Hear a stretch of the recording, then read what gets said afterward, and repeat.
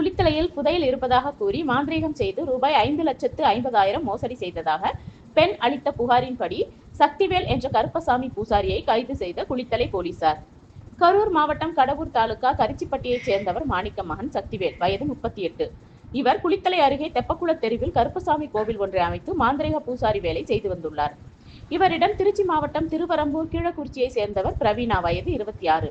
இவர் MSW முடித்துள்ளார். இவரது தாயாருக்கு உடல்நிலை சரியில்லாமல் பல்வேறு மருத்துவமனைக்கு சென்று சிகிச்சை பெற முடியாததால் கடந்த 2024ஆம் ஆண்டு டிசம்பர் 5ஆம் தேதி மாந்திரீக பூசாரி சக்திவேலை பலரும் கூறியதால் அவரை அணுகியுள்ளார்.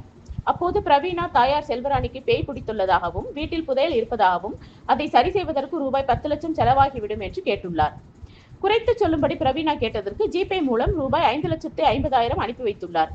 மேலும் சக்திவேல் பிரவீனா வீட்டிற்கு சென்று மாந்திரீகம் செய்ததாகவும் அதன் பின்னர் உடல்நிலை சரியாகாததால் மருத்துவரிடம் சென்று தனது தாயாருக்கு உடல்நிலை சரி செய்து கொண்டதாகவும் அதன் பின்னர் சக்திவேலிடம் கொடுத்த பணத்தை தரும்படி கேட்டுள்ளார். அதற்கு சக்திவேல் தகாத வார்த்தையால் திட்டி கையால் அடித்து கருப்பசாமிக்கு வெட்டி பலிகடா கொடுத்து விடுவேன் என கொலை மிரட்டல் விடுத்துள்ளார்.